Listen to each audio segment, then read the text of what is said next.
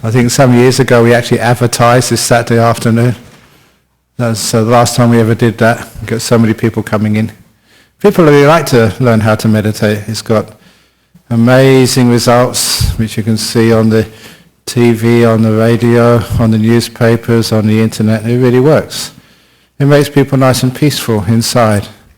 And when you know what peace of mind is, there's nothing more enjoyable than sitting down perfectly content and happy, not wanting anything in the world. Just pure contentment is the highest of the happinesses. And not only does it give you happiness, it also means that you can really relax. A lot of your health problems disappear. Your broken arms or wrists, they vanish. You walk away with here, a miracle, hallelujah. That's not quite like that. You're in the wrong church if you want to do things like that. But at least it helps the healing, and you do actually get much more peaceful, much more happy. And it also, the most important thing, it also gives you a sense of emotional stability. Life can be very demanding at times, and if you don't know how to rest, eventually you get worn out. And unfortunately, when you get worn out and tired, stressed, it means you usually take it out on your friends and loved ones. And unfortunately, that causes a lot of suffering in the world. So just giving yourself a moment of peace is a great benefit for yourself and all others who have to put up with you. I keep on saying.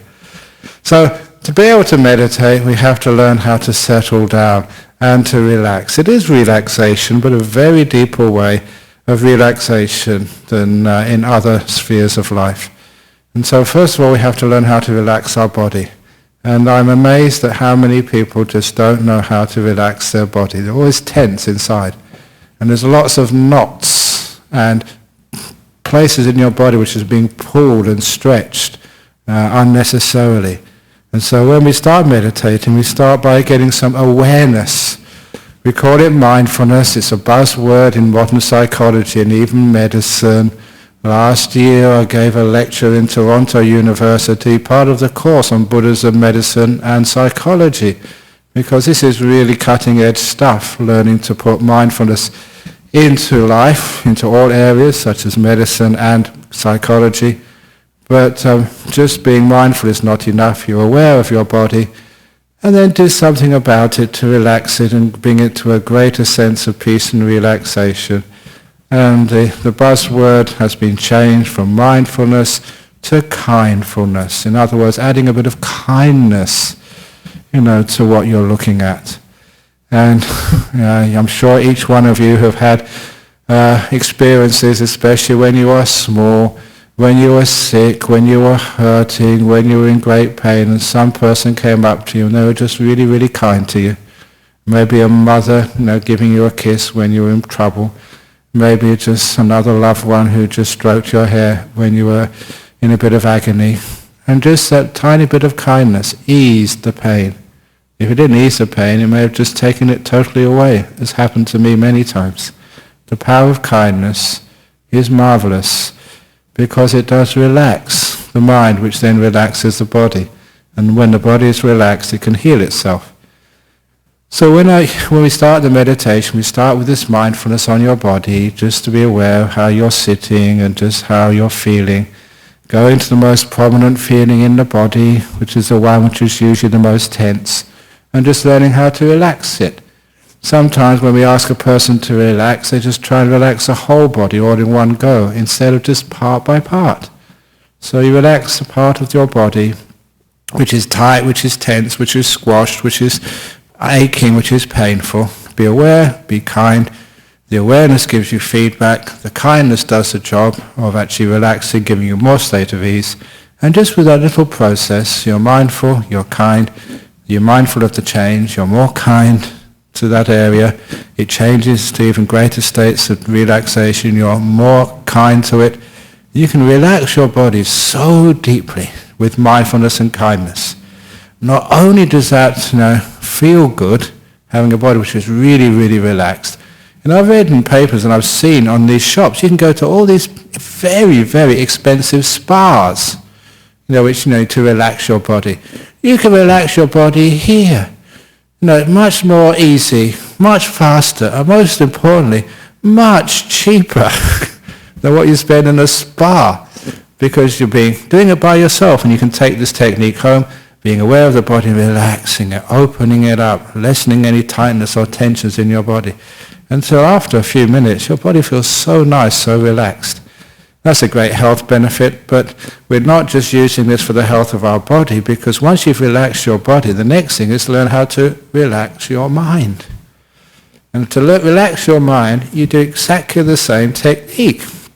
You're aware of what's going on in your mind, and you stop forcing it, stop trying to control it, stop stretching it, squashing it, pulling it, all this force which we use on our poor mind, which basically makes it tired and stressed out.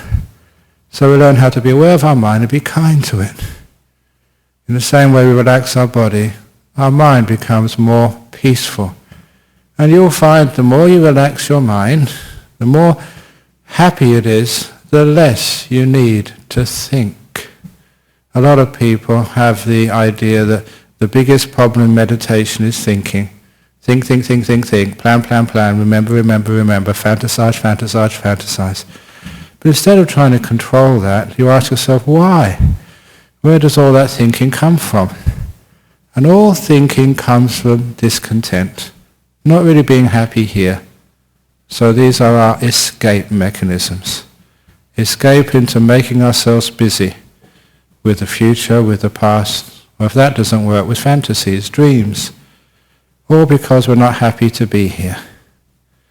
So little by little, when we relax, just like the body becomes more peaceful and more easy to stay with, more delightful to be there in your body as it relaxes, the same happens with your mind.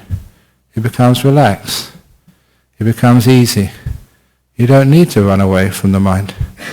The mind becomes a very pleasant place to be with. You don't need to go thinking and planning, because you're happy to be here. As I wrote in my new book, that all the places I travel to in the world, last week I was in Penang, you guys had holiday. I never have a holiday. My saying is no peace for the wicked. Always working. Christmas Day, Boxing Day, New Year's Day, weekends, Monday, Tuesday, Wednesday, Thursday, Friday. Oh my goodness. But I enjoy it, so it's not really work. So, that's why I don't get paid, because it's not really work. And so, when you are traveling from place to place, I say I've often seen human goings, but I've never seen or rarely see human beings. People are always going somewhere, they're never being here. So when you relax your mind, you return to your state of becoming a human being again, just being here, not going anywhere, not trying to get something, not trying to get rid of things, just being here. So see if you can become a human being again instead of a human going. Which means that we just relax and the mind sort of stops going places and trying to achieve things and making things happen. All that starts to disappear. We relax in our mental world. And as we relax in our mental world, just so you know what's going on, the first two things which we notice should disappear is all the past and all the future. These places of business, it's like you have two jobs in life. It's bad enough having one job. Imagine having two jobs and you have to work double jobs. One is managing your past and the other one is planning for your future. And both of them take so much energy from your brain. Especially, the planning for the future. Are you really planned out what you're going to do next when you leave here? What you're going to do on Sunday? Planned out your life, where you're going to go to, or who you're going to visit? It's all planned out. Please, tear up all those plans. Because plans, they don't work. Plans are the prisons of your mind. They just captivate you into seeing one thing. Instead, just learn how to be a bit more adaptable to the future. If you're going to plan maybe 5 minutes or half an hour, and the rest, let it evolve. And anyway, you think, I can't do that. If I don't plan things, it will all go wrong. And it's true, I agree with you. If you don't do planning things, it goes wrong. But I also know if you do plan things, it goes wrong anyway. So the best thing to do is not plan and enjoy it before it goes wrong. Because whatever you do, it's going to go wrong. But more than that, it actually doesn't go wrong when you don't plan. And the reason is because if you keep your attention in this moment, and you're kind to this moment, be aware, be kind of this moment, and that is the best you can do for your future. Because now is the place your future is being made. Right now, you're creating your future. This moment is the only place where you can do anything about your future. Right now. So what's the best thing to do about your future? Right now, be here and be kind. Be peaceful. Be still. Relax. And if you do that, you'll have energy. You'll have clarity. You'll have the wisdom created right now to deal with whatever happens in the future. This is how you prepare for your future. Just like that old story when I was doing examinations, I tell this often when I go to schools, doing examinations at university, instead of worrying about the exam I just did, it's absolutely stupid. Why is it that people, they just finish an exam and they worry about it? It's done, it's finished, you can't do anything about it. Good or bad, fail or pass, it's done. It's your past, you can't do anything about it, for goodness sake, so let the past go. And don't ever imagine you can learn about the past. You learn from the present far more than you'll ever learn from the past. So just doing an examination, let go of the past, and the next thing, worrying about the future, what's going to happen. You need to have all your energy and clarity to perform and pass the trials of the future. You just waste so much energy now by worrying about it, by thinking about the future. So you can imagine just being here is the best you can possibly do for your future. So this is what we do. I say that because I've got to do a marketing campaign to convince you that thinking about the past and planning the future is not a useful thing to do during meditation. So don't do it during meditation. Don't ever imagine you're going to solve some problems and get some answers that way. Stop it.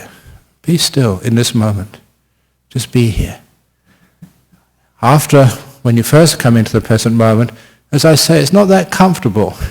But the longer you stay here with kindness, the more comfortable the present moment becomes. At first you don't feel at ease there. But after a little while, you become more at ease in this present moment. It becomes a natural, comfortable place to be, and you can relax into this present moment. And there's no better place to relax than right here in this present moment right now. And when you relax in this present moment, because you're not doing so much work, thinking, planning, remembering, you're actually really having a rest, which means your stress starts to disappear. All of that work you do for your poor brain is stopped for a while. The brain starts to relax, re-energize. You become clear, and you become happy again, peaceful. See little kids, they can play around, they can be happy. Do they really worry about the future? Do they really think too much about the past? It's one of the reasons why the kids are happy, they're in the present moment. So you try and be the same. Be in this moment.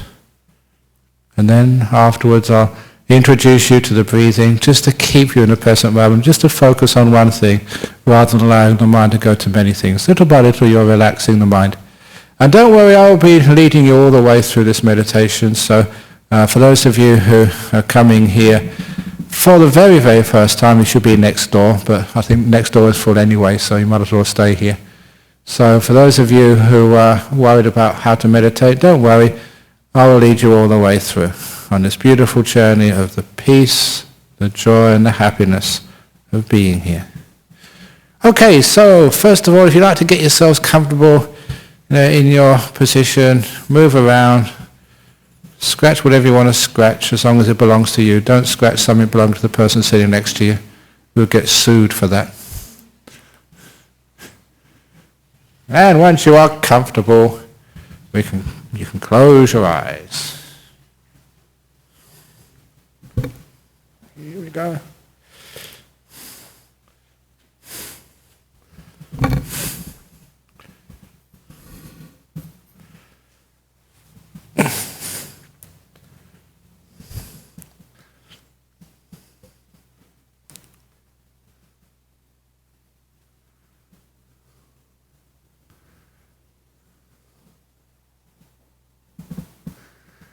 And with the eyes closed, bring your mindfulness, your awareness to your own body. Closing the eyes gives more chance to be attentive to things other than sight. You've literally got more space in your brain for feeling.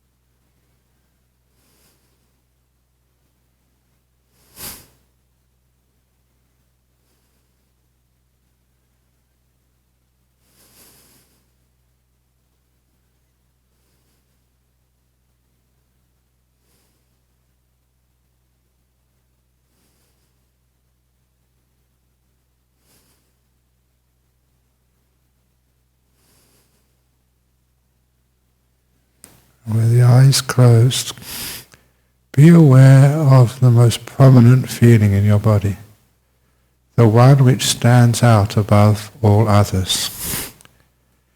That's usually an ache or a pain somewhere, or an irritation. Please focus on that. That's called being mindful. Feel it. And then send it kindness. You can imagine it's like a mother or someone who's really kind to you, just smiling at you. It might be a dog licking you, or a cat curling up in your lap.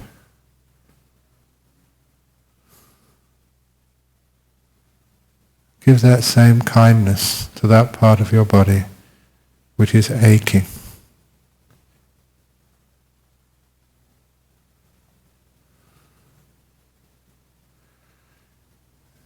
And that's mindfulness should notice the feeling change. The pain get less, the irritation just get less.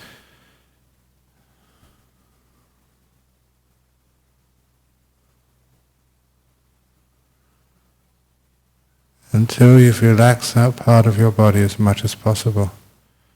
And there may be another part which is now the most prominent feeling. Maybe it can be relieved by coughing or by moving, by adjusting. Throughout this meditation, if you need to move and adjust your posture, please do so. This is not some military camp run by North Korea. You're allowed to move.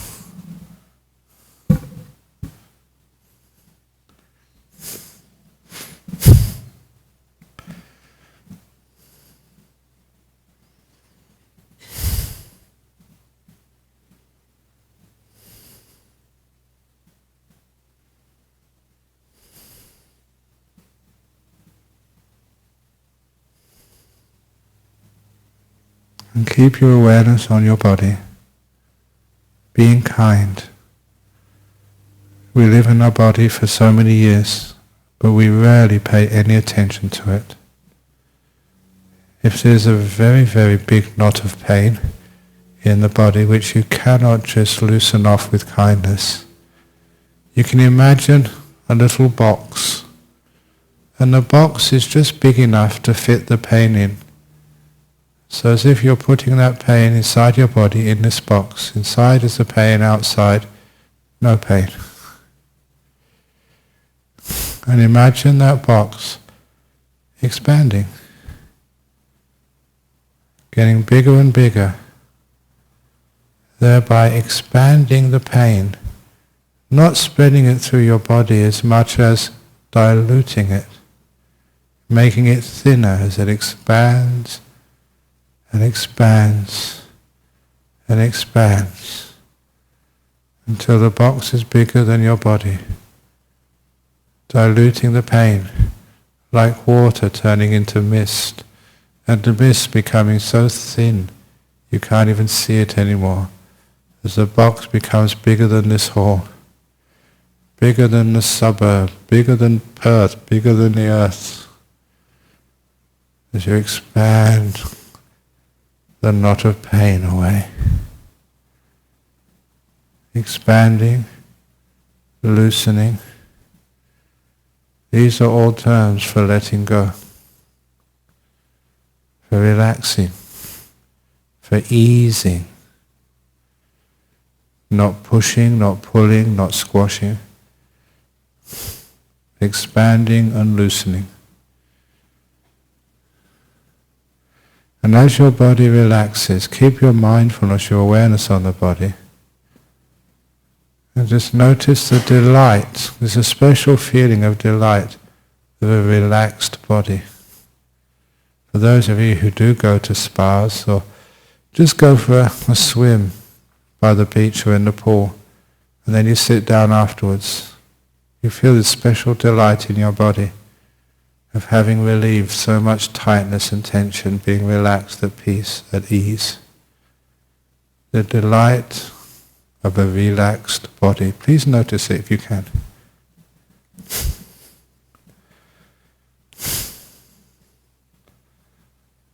The body still, not moving, relaxing. And you noticing just how good that feels.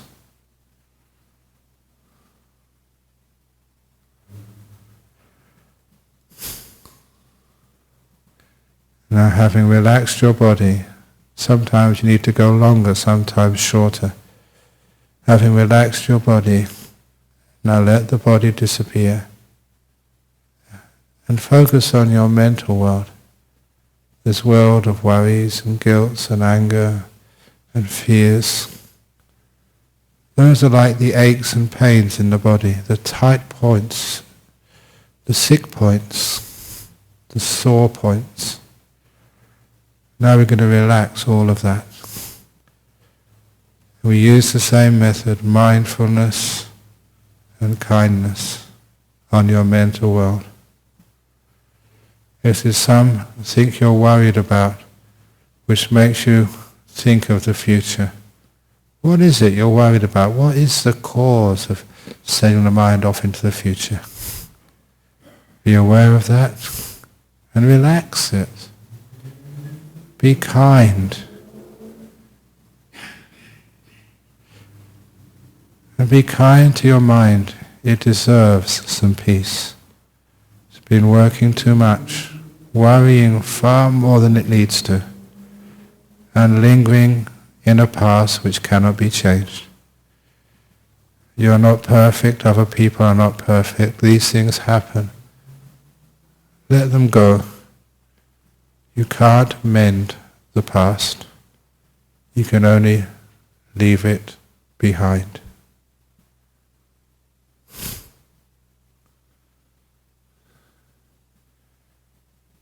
And come into this beautiful place, this garden of the present. Not a place of business, Not a place where you have to struggle and strive. Not a place where you have to worry about being accepted.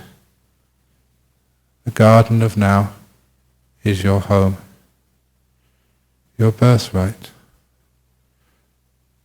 the place you relax.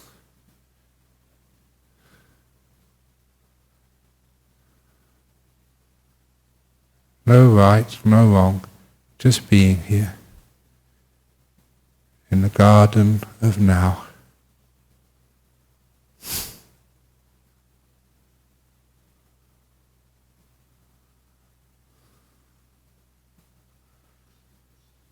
And be kind to this place. Sometimes in your own garden, you're always critical about things which need to be pruned and lawns which need to be mowed and things which need to be watered. Don't try and improve this garden. Called now. Open the door of your heart to it and accept it for what it is. Natural, beautiful. You find peace in this moment by making peace with it. You can hear the sound of the wind, hear the sound of the birds, the traffic in the background.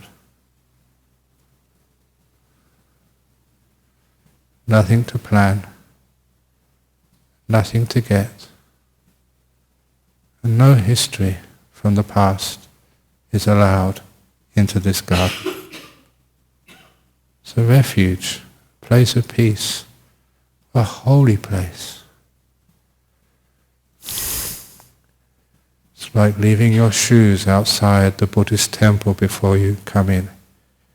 Your left shoe represents the past. The right shoe represents the future.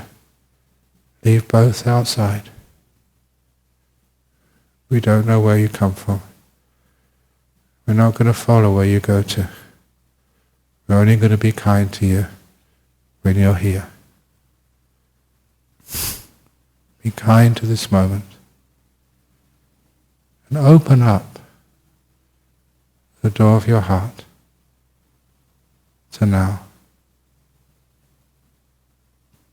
And relax.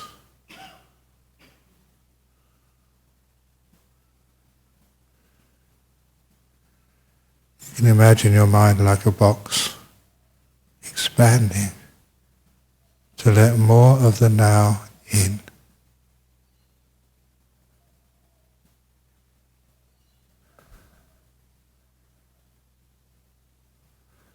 Sometimes there's so much of the past, so much of the future, there's no space for now. We push the past away. We push the future away. With this huge space of presence, just being here.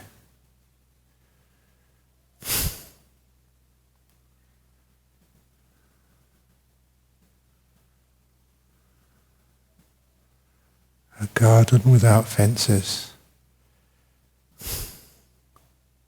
without limits. See if you can notice the delight of just being here.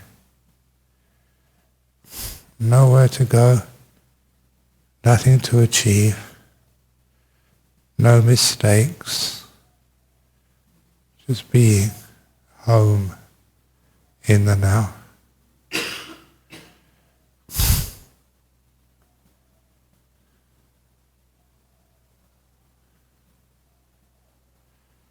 With everything accepted and loved. If you want to cough, you're allowed to cough.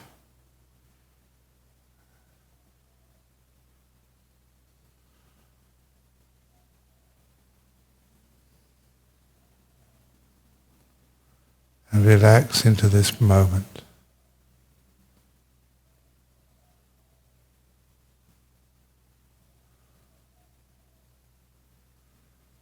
And notice the delight of a mind resting,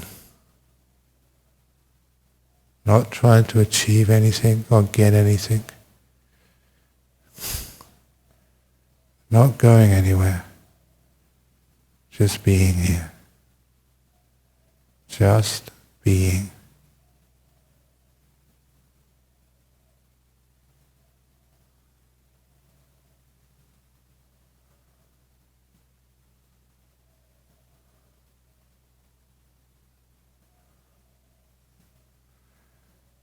What does it feel like in this moment?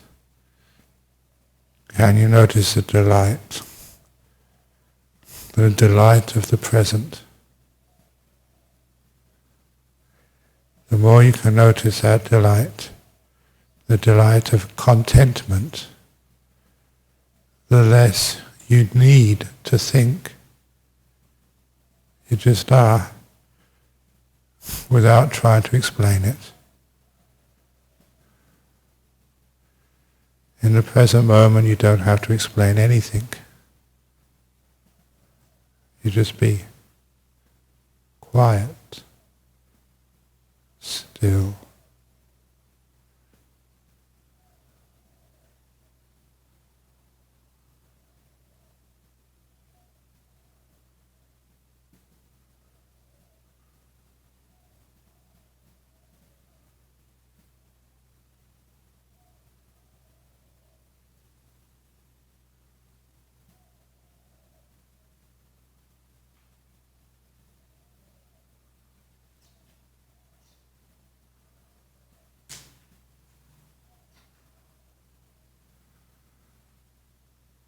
If you're happy here, stay.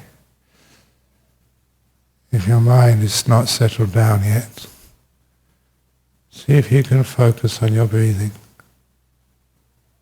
Just notice this air come and bring you life into your body. As you breathe in, as you breathe out, taking all the toxins, carbon dioxide, all the used stuff, like the garbage, taking out. And as you breathe in, just think, breathing in peace, life, energy, breathing in love. As you breathing out, let go. Breathing in peace. Breathe out, let go.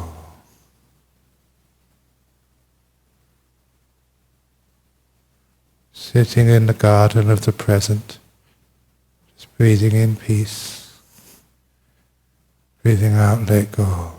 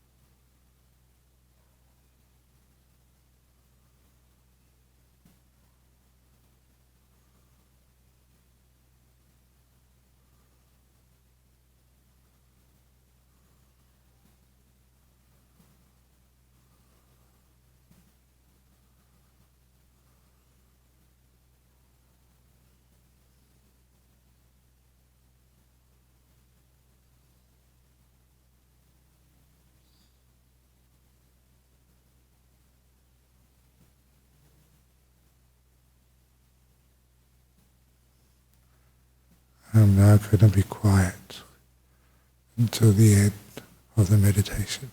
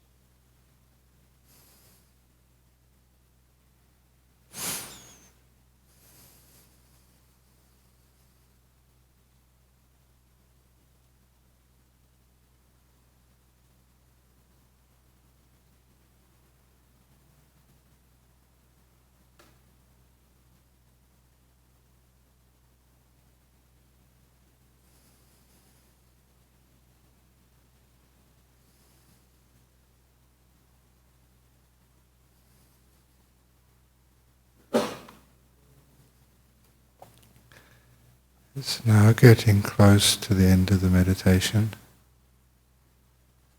How relaxed are you?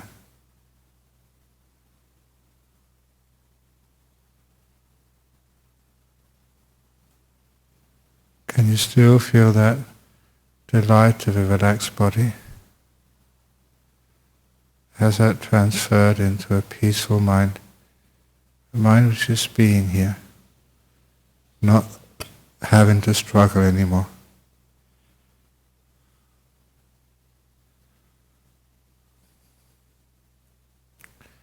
With nothing pushing or pulling or squashing your mind. Just free to be.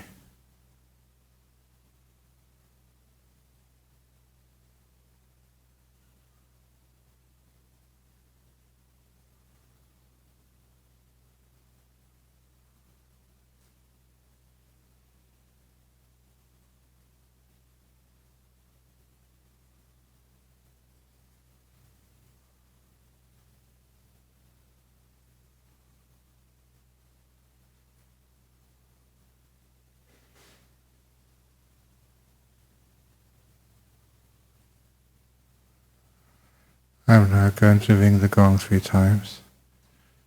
Please keep your eyes closed. Just listen to the sound of the gong and let the third ringing very gently bring you out from your meditation at the end of the third ringing of the gong.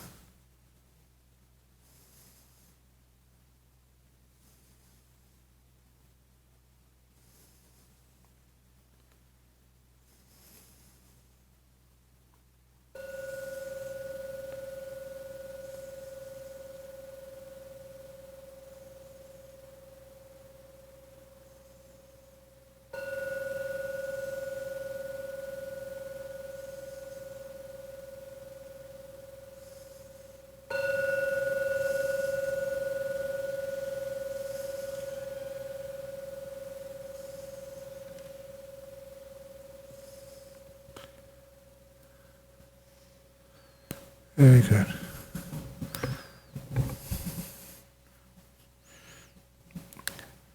So the end of the meditation is a time to ask any questions. There's also, you may know that this class is streamed live to many parts of the world. People listen in for their weekly advice on meditation. So we have some questions from overseas. But first of all, any questions from here? Okay, let's start with the overseas questions then.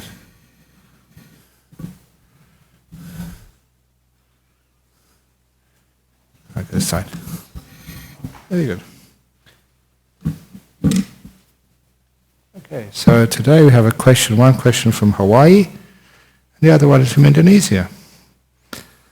From Hawaii, I would like to know, is there a specific way in doing something called Jag Anusati? Do I just let memories of my generosity come, or should I dig for them? This is one of the types of meditation which is encouraged at the very beginning of one's meditation. When you start meditating, if you're meditating by yourself, sometimes you feel tired, sometimes your mind might feel dull.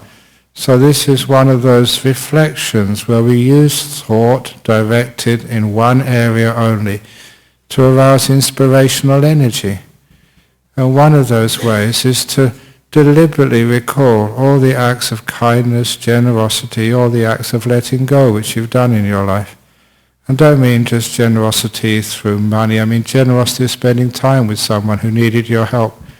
You know, even though you had to sort of be late for an appointment or you had to suffer some other misfortune, but you decided to spend time with someone. You gave your time, you gave your energy to somebody else or to some cause.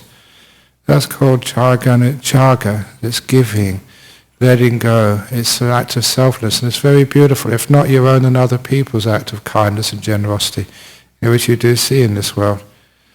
I remember just some years ago that there was a young boy in Perth, and he went to school in his new BMX bike he had for Christmas, and when he came back home he didn't have a bike. And his mum asked him, "What happened to your bike? Was it stolen?" No, he said, "I gave it away in return for this rabbit." because he saw two bigger kids were torturing this rabbit on the way home. And he told the bigger kids to stop, but they wouldn't. And of course he was too small to fight them. So this little kid, maybe like 11, 12 years of age, he said, if you give me that rabbit, I'll give you my bike. And of course it was an exchange that the bigger kids could not refuse.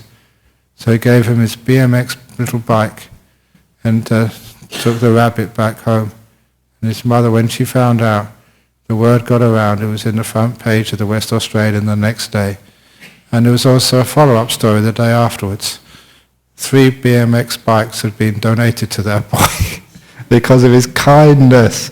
And he's seen this tiny little rabbit had been being harmed and hurt, and he said stop it, and he had to stop it, even though it cost him his bike, for a tiny little rabbit.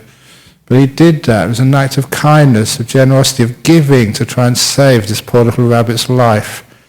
And the result of that, when people heard, it's inspiring. Just people contacted the newspaper, got the kid's address, and sent him a BMX bike, 3, when he started off with 1. And that's the sort of thing I love. It really inspires me. The beautiful things which happen in this world. It's nice to see them on the front page of the newspaper rather than politics or sport or something which is really inspiring. Now, when you start thinking like that to the beginning of meditation, it inspires you, uplifts you, which means that you start in a very positive way when you meditate. And it's very easy to get peaceful and still. When you're happy to be here. So there's no specific way in doing this reflection on giving and generosity and letting go.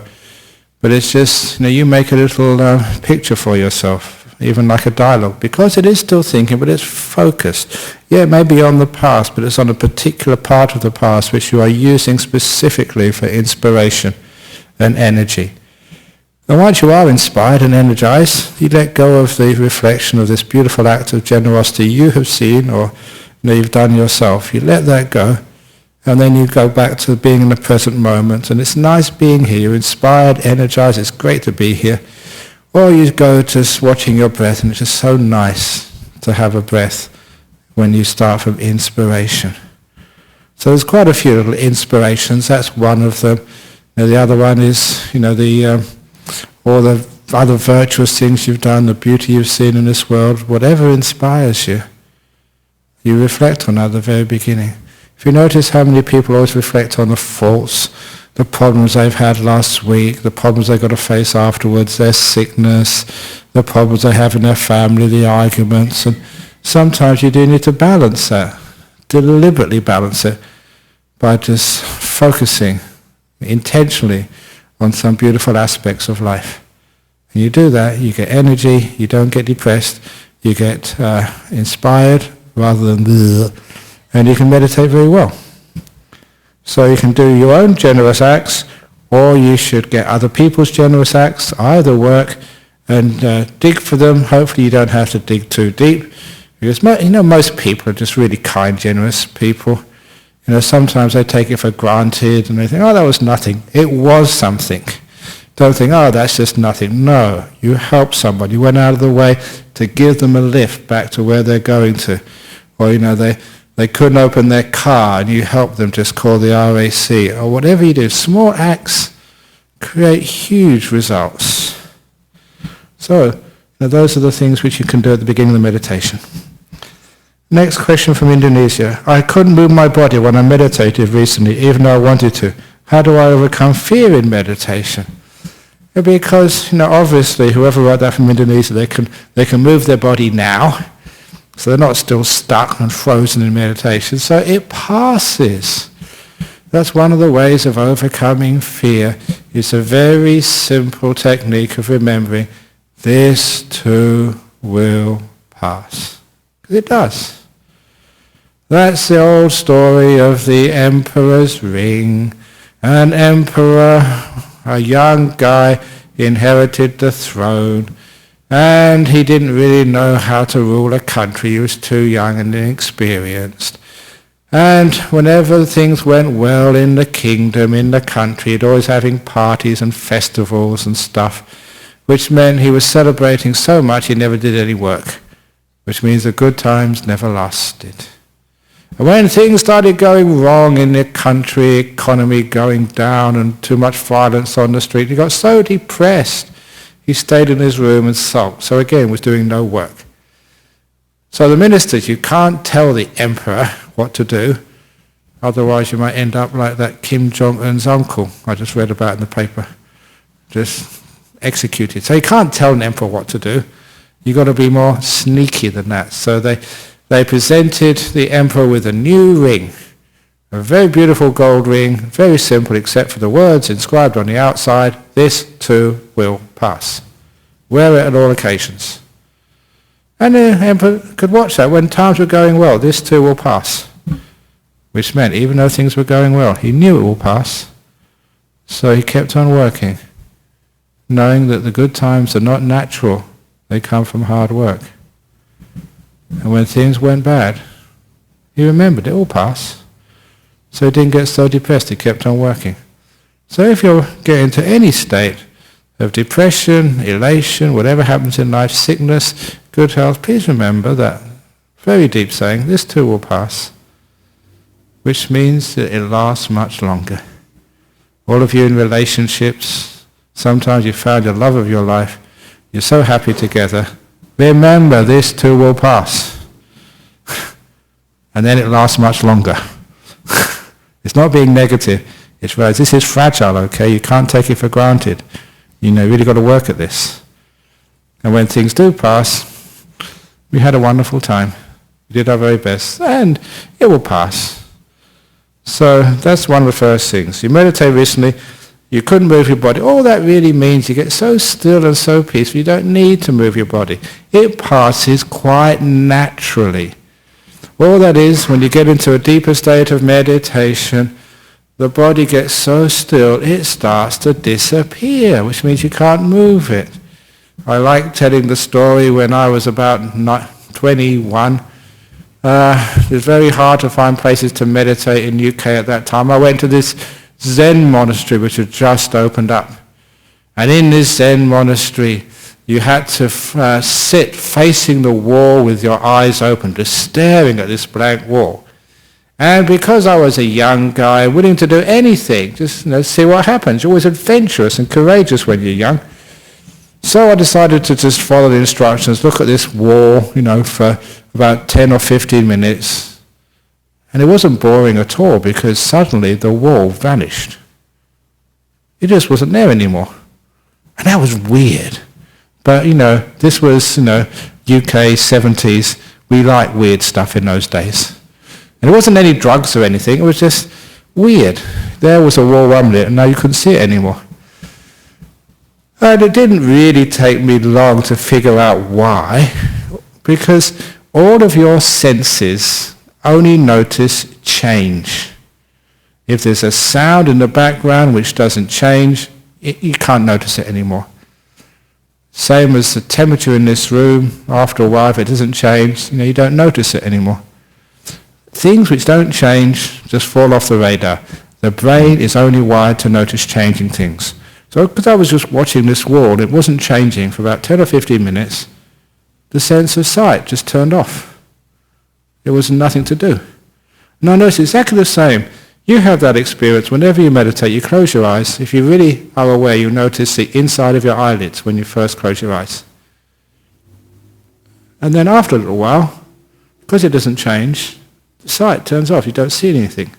It's not you're seeing blankness or you're seeing black, you're not seeing at all. Sense of sight gets turned off. And that's what they were doing by staring at a white wall. It just disappears. And because you are sitting still, you're not moving the body, you've got to be comfortable first of all. It doesn't work if you've got aches and pains. But if you're comfortable, you're sitting perfectly still. After a while, you can't feel your body anymore. It's not you've gone to sleep. You're perfectly aware of, say, something like the breath, but you can't feel your legs, you can't feel your hands, your head. All that stuff is all gone.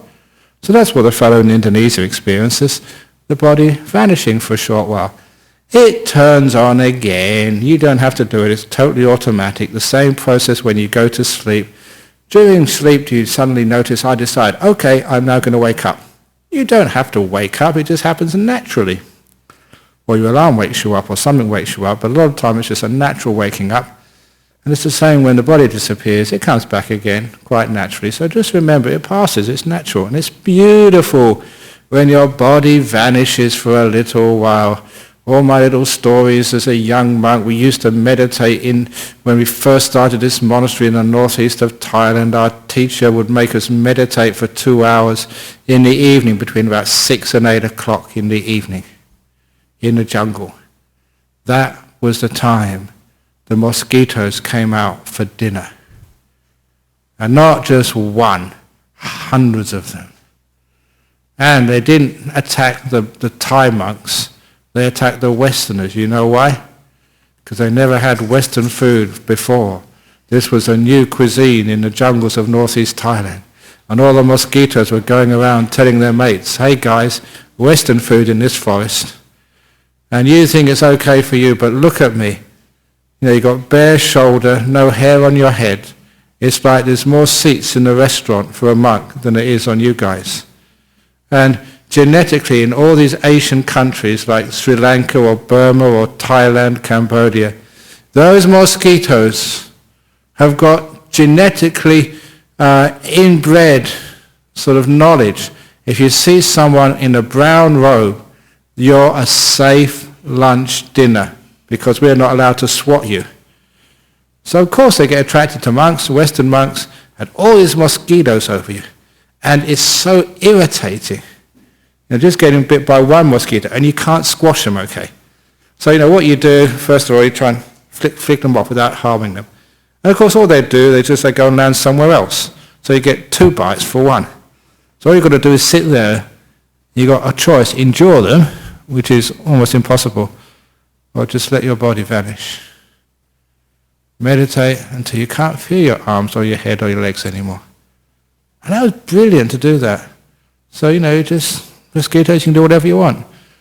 You're just letting the whole body vanish. That's what we used to do. That's the only way you could, at least the one way I used to endure sort of all those mosquitoes. And a weird thing happened. That I thought this was one of the psychic powers of meditation. But before, being a Westerner, if you got bitten by a mosquito, you get a little bump coming up your skin afterwards, a little welt. But after I came out from a couple of hours of meditation in the jungles, there was no mosquito bites, no welts on me at all. I thought, this is amazing. Mosquitoes haven't been biting me. This is the power of meditation. For years I thought that until someone sent me a little article about mosquitoes, that mosquitoes are attracted to the carbon dioxide coming out of your pores. That is actually what tells them you're there. So it's interesting, the more you worry about them, the more anxious you are of getting bitten by a mosquito. The higher metabolism, the more carbon dioxide is coming out, which means the more you're actually telling the mosquitoes what they hear, hey, I'm over here. If you really relax, you're not anxious at all, your metabolism goes down, you don't emit so much carbon dioxide, and if you really become very still in meditation, your metabolism goes way down, so you're hardly emitting anything at all. And that was the reason, basically, when you got very still, the mosquitoes didn't know you were there. You'd vanished. And that was the reason why you never got any bumps, no bites. It's interesting, the more you worry about being bitten, the more bites you get. The more relaxed you are, the less. It's not something magical, it's just basic science. So that's actually what happens when things disappear. Oh, it's so nice. So when those things happen in Indonesia, well done, carry on. No need to be afraid. It's wonderful when your body vanishes. You have a bit of peace for a while. It's no different than sleep. If you go to sleep, you're not really conscious. But in meditation, you're fully aware, fully conscious, more awake than usual. That's the difference. So, well done in Indonesia. Any questions or comments from here? Yes.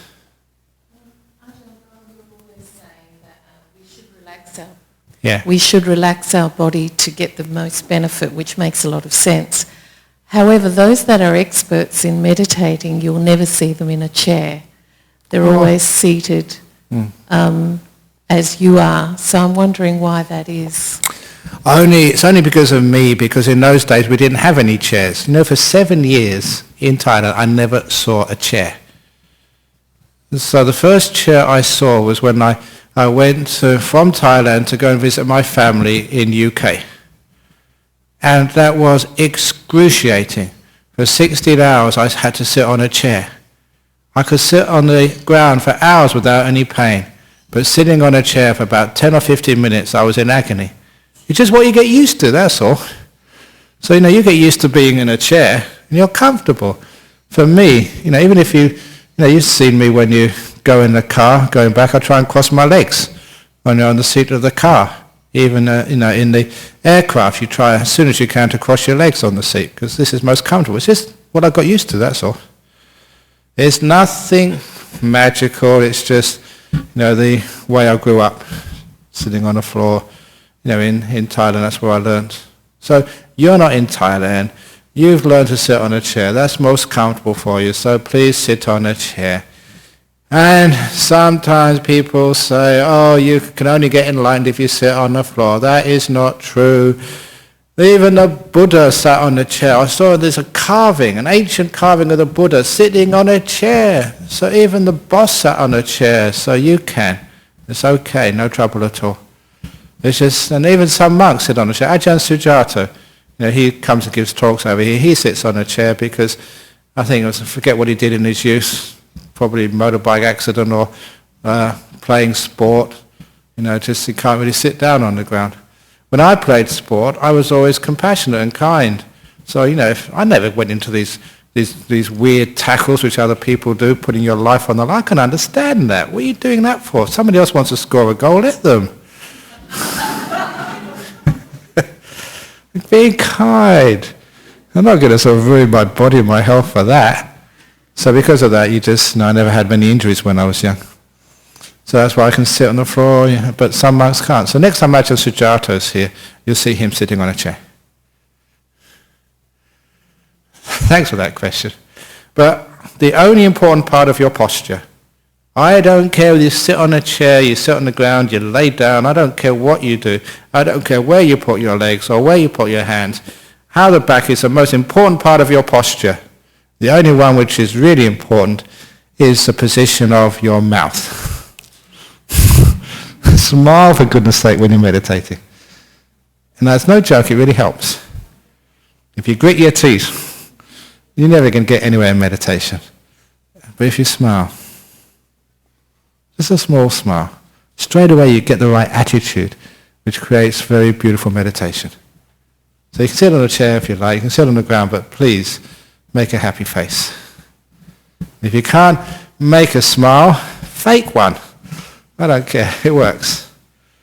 And for all of you who find it difficult to smile, if you want a New Year's resolution, and you find it difficult to be happy and smile, I invite you all to do 20 push-ups every morning. 20 push-ups every morning. Stand in front of the mirror, get your 2 fingers out. 1, 2, 3, 4, 5, 6. Exercise those muscles so you can smile easily. Okay, enough silliness. Let's now pay respects, Buddha, Dhamma, Sangha, and then we can actually go and do whatever we need to do.